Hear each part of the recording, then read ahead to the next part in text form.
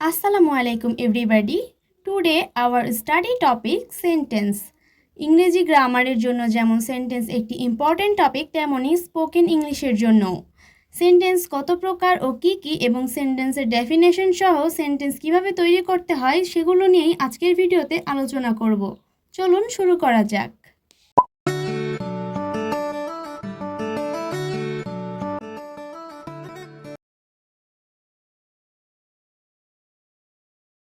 Definition of sentence, বাক্যের সংজ্ঞা।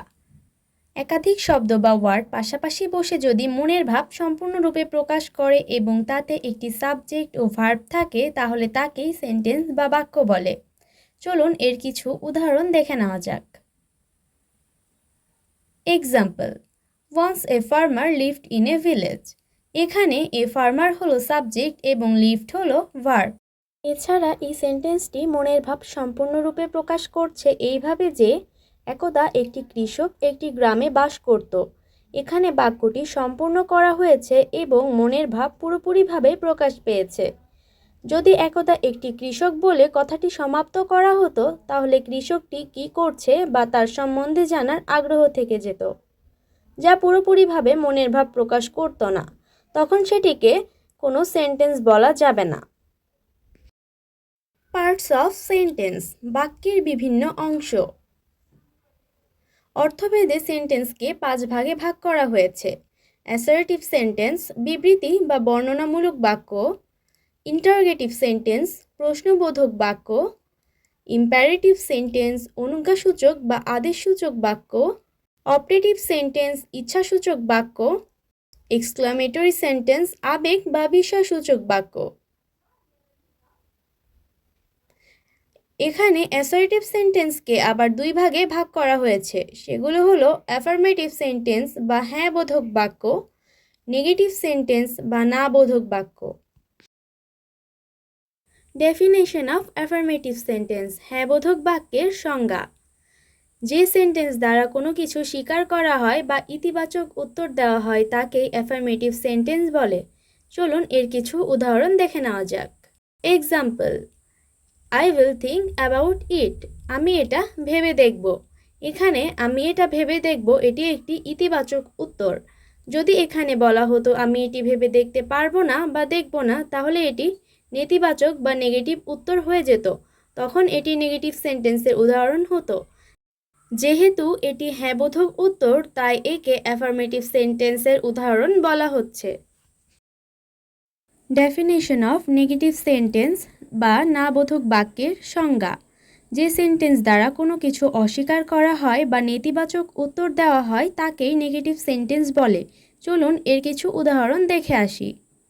Example, I don't know him. আমি তাকে চিনি না। এখানে আমি তাকে চিনি না কথাটি দ্বারা নেগেটিভ বা নেতিবাচক উত্তর করা হয়েছে। এখানে অস্বীকার করা বোঝাচ্ছে যে আমি তাকে চিনি না, সেই জন্য এটি নেগেটিভ সেন্টেন্সের উদাহরণ। আশা করি আপনাদের অ্যাফার্মেটিভ ও নেগেটিভ সেন্টেন্স বুঝতে কোনো সমস্যা হবে না। ডেফিনেশন অফ ইন্টারোগেটিভ সেন্টেন্স, প্রশ্নবোধক বাক্যের সংজ্ঞা। যে সেন্টেন্স দ্বারা কোনো প্রশ্ন বা জিজ্ঞাসা করা বোঝায় তাকে ইন্টারোগেটিভ সেন্টেন্স বলে। চলুন ইন্টারোগেটিভ সেন্টেন্সের একটি উদাহরণ আমরা দেখে আসি। Example, who are you. তুমি কে? তুমি কে এই কথাটি দ্বারা এখানে প্রশ্ন করা বা কাউকে জিজ্ঞাসা করা বোঝানো হয়েছে যে তুমি কে, সেই জন্য এটি ইন্টারোগেটিভ সেন্টেন্সের উদাহরণ। এরপর থেকে কখনো কাউকে প্রশ্ন করতে শুনলে বা কেউ যদি আপনাকে জিজ্ঞেস করে কোনো প্রশ্ন করে যে এটি কোন সেন্টেন্স, অবশ্যই নির্দ্বিধায় উত্তর দিয়ে দিবেন এটি interrogative sentence. Definition of imperative sentence, অনুজ্ঞাসূচক বাক্যের সংজ্ঞা। যে সেন্টেন্স দ্বারা আদেশ, উপদেশ, অনুরোধ, নিষেধ ইত্যাদি বোঝায় তাকেই ইম্পারেটিভ সেন্টেন্স বলে। চলুন ইম্পারেটিভ সেন্টেন্সের একটি উদাহরণ দেখে আসি। Example, gate out of my room. আমার ঘর থেকে বেরিয়ে যাও। যদি এখানে বলা হতো দয়া করে আমার ঘরে এসো বা আমার ঘরে এসো না, এগুলো দ্বারা অনুরোধ বা নিষেধ বোঝাতো।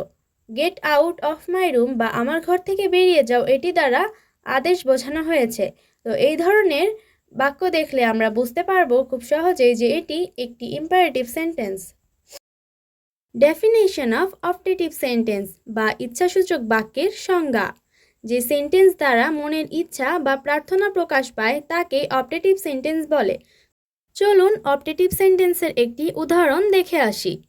Example, may Allah bless you, Allah তোমার মঙ্গল করুন। এখানে এই কথাটি দ্বারা প্রার্থনা বোঝানো হয়েছে কারো জন্য। আল্লাহ তোমার মঙ্গল করুন বা তোমার ভালো করুন, এটি অবশ্যই দোয়া বা প্রার্থনা। এই ধরনের কিছু দেখলে আমরা খুব সহজেই বুঝে যাব এটি একটি অপটেটিভ সেন্টেন্স। আশা করি আপনাদের বুঝতে তেমন সমস্যা থাকবে না। ডেফিনেশন অফ এক্সক্লামেটরি সেন্টেন্স বা বিস্ময়সূচক বাক্যের সংজ্ঞা। যে সেন্টেন্স দ্বারা বিস্ময়, আবেগ, আনন্দ, দুঃখ, রাগ, ক্রোধ ইত্যাদি প্রকাশ পায় তাকে এক্সক্লামেটরি সেন্টেন্স বলে। Example, what a fine bird it is, পাখিটি কি সুন্দর।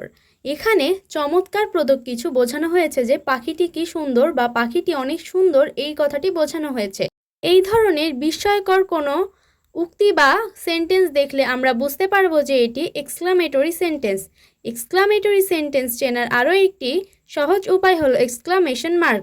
যেখানে এই চিহ্নটি আমরা দেখতে পারবো, আমরা খুব সহজে বুঝে যাব যে এটি একটি এক্সক্লামেটরি সেন্টেন্স। আশা করি আজকের ভিডিও দেখার পর আপনাদের সেন্টেন্স চিনতে আর কোনো সমস্যা থাকবে না। পরবর্তী ভিডিও দেখার আমন্ত্রণ জানিয়ে আজকে এখানেই বিদায় নিচ্ছি। সবাইকে এতক্ষণ সাথে থাকার জন্য অনেক ধন্যবাদ।